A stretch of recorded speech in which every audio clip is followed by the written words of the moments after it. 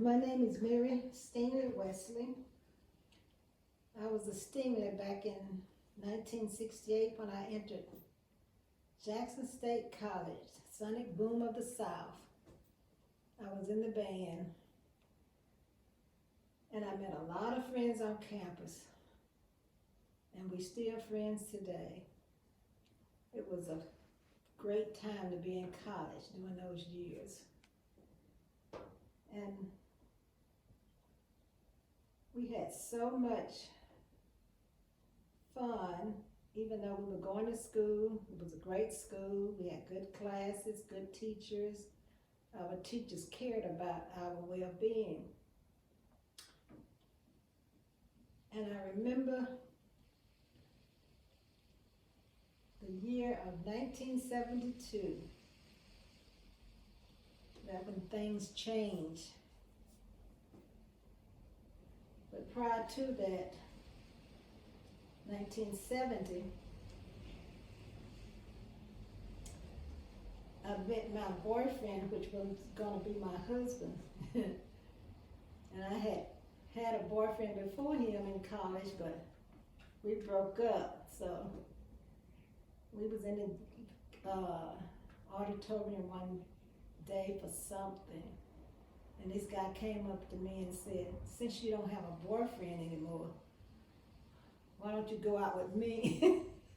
And I looked at him, it was so funny.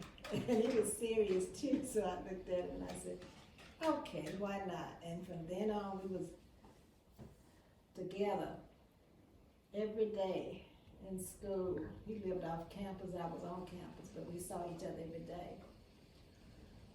But in 1972, I think, in the spring, yeah, I think it was in 72. 70 or 72, I can't think. There was a riot at Jackson State. It was one spring summer day. And everybody was getting ready and spring, and it was a beautiful day. And my boyfriend and I was driving up, coming back on campus from, we had been somewhere, coming back on campus. And people was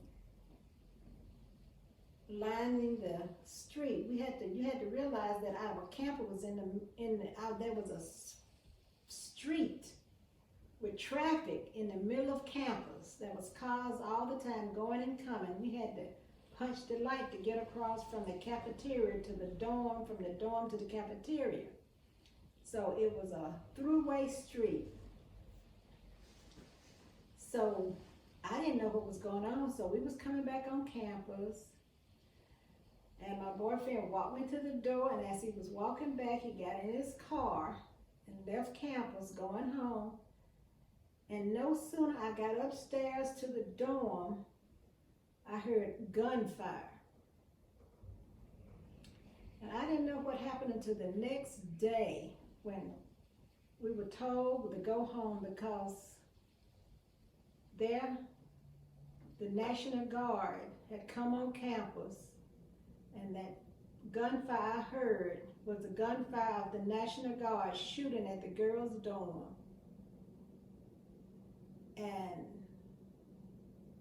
we realized the next day that a student on campus and a high school student that was going across campus to his home from his job got killed that night. He was like 17. And then a college student, he had just came to the dorm and dropped off his girlfriend. And no sooner than I got upstairs, that's when I heard a gunfire. And it could have been a lot worse, but it wasn't. To this day,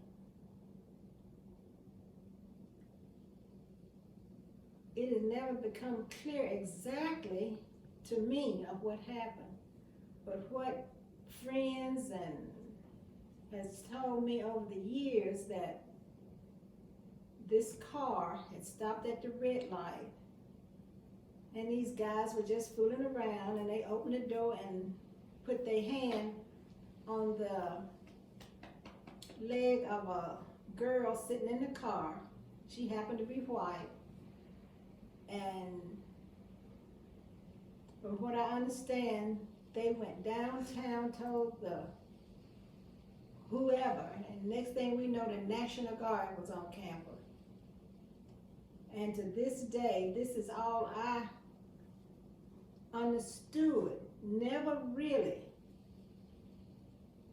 knew exactly what's going on. But the next day, we was all told to go home. We couldn't come back on campus until they let us know. But over the years, I've talked to classmates and friends, and there are other people that give more information about what went on that night, because I was not on campus when it got started, and I went straight to the dorm when I got back on campus, so I didn't know what led up to what happened. But it changed the whole college experience.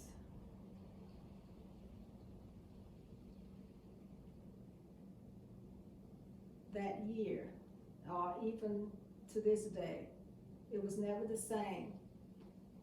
But at the time, not too long after that, that's when Jackson State or the government or the school, whatever, stopped that through traffic street through that campus. So you can't drive through campus like that anymore. It stopped it that year.